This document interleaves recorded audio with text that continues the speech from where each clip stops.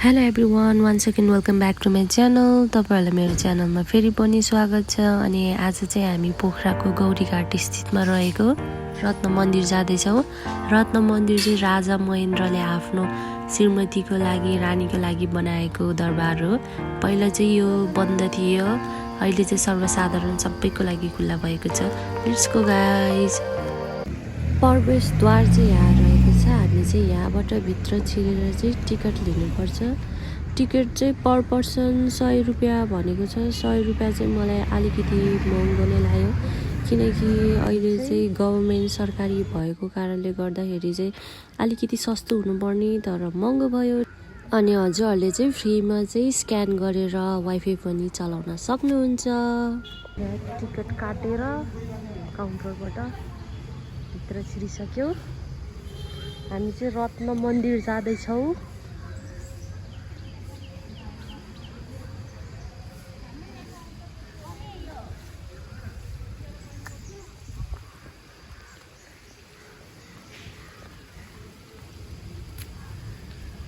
यो चाहिँ अनि हामी चाहिँ फर्स्टको प्रवेशद्वार पछि चाहिँ यो चाहिँ पहिला चाहिँ राजाहरूको चाहिँ पार्किङ गर्ने एरिया, यो चाहिँ फर्स्ट गार्डन भन्दो रहेछ। अब हामी चाहिँ यो अगाडि देखेको गेट पछाडि चाहिँ बल्ल चाहिँ रत्न मन्दिर रहेको छ।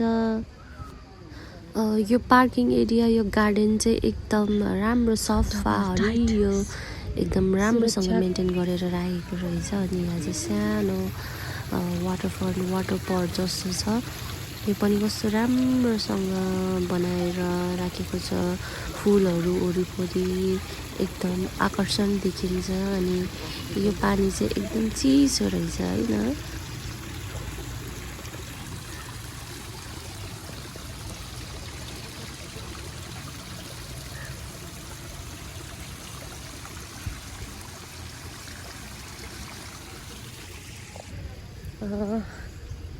रानी रत्न देवीको नामबाट चाहिँ बनाएको।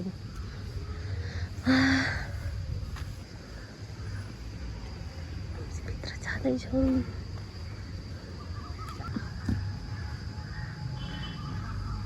शीतल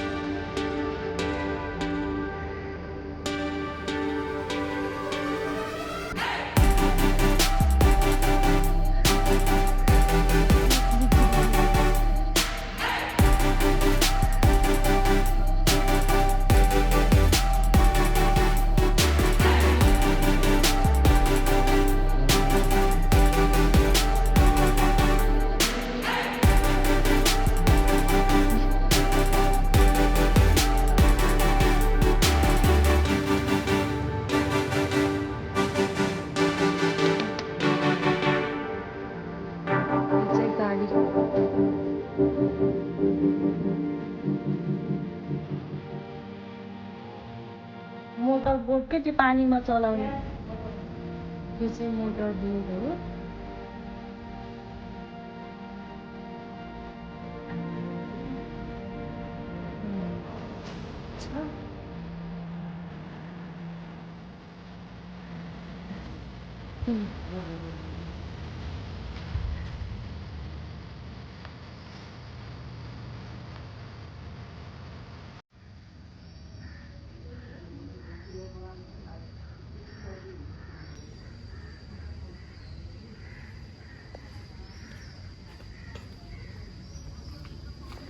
यहाँ चाहिँ आनन्दले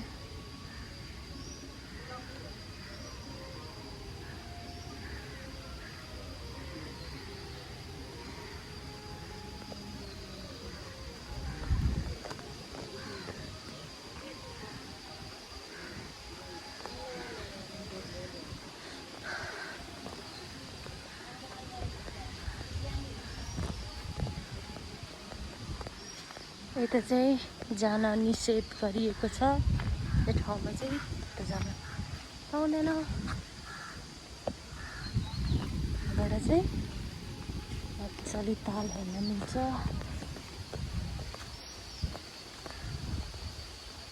ताल देखेर आएर ताल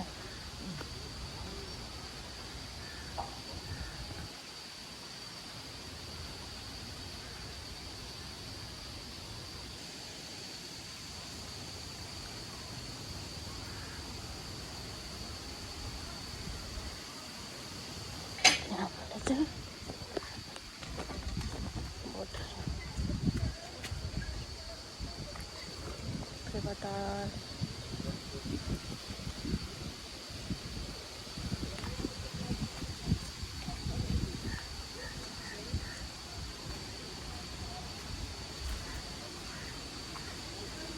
यहाँ चाहिँ आर्मी बसेर हेर्ने।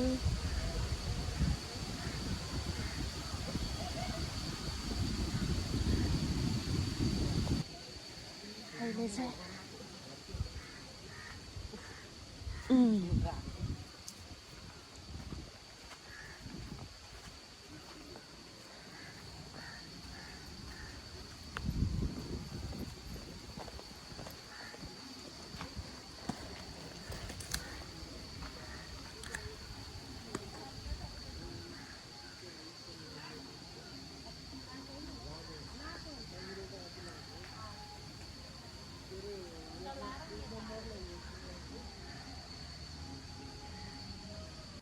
राजपरिवारहरू चाहिँ पोखरा आउने क्रममा चाहिँ यहीँ नै बस्नुहुन्थ्यो अरे।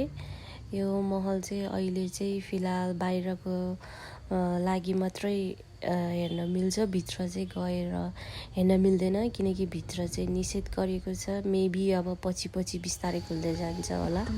अनि यहाँ चाहिँ एकदम शीतलो छ। तालको छेउमा भएर चाहिँ हावाहरू चाहिँ मजाले चलिरहेको छ। सिरिरिरिरि एकदम चिसो वातावरण रहेको छ। अनि यो रहेको छ राजाहरू चाहिँ आउने क्रममा चाहिँ यहाँ चाहिँ चियाहरू खाएर गफहरू गर्ने, तालहरू अवलोकन गर्ने भवन हो। यो चाहिँ सुरक्षाको लागि चाहिँ यहाँ माथि नउफ्रिनु होला भनेर भनिएको छ। अनि यसमा चाहिँ एकचोटिमा चाहिँ जम्मा 5 जना मात्रै जानु हुन चाहिँ अनुरोध गर्नुभएको छ। तर त्यही हो हामी नेपालीहरूको बानी, 5 जना मात्र होइन, यहाँ त थुप्रैजनालाई देखेँ मैले। यो रहेको छ बैठक कोठा। यो भवनबाट चाहिँ हामीले ताल चाहिँ आनन्दसँग नजिकसँग निहालेर हेर्न पाउँछौँ। यस्तो राम्रो भ्युज देखिन्छ यहाँबाट चाहिँ।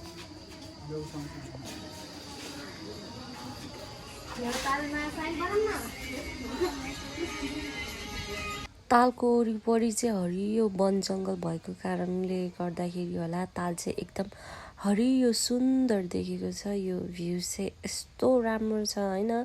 अनि यो भित्र चाहिँ चियाहरू खाएर दृश्य अवलोकन गर्दै हिँड्ने बैठक कोठा। अनि यहाँ रहेको छ विष्णुजीको सानो मन्दिर।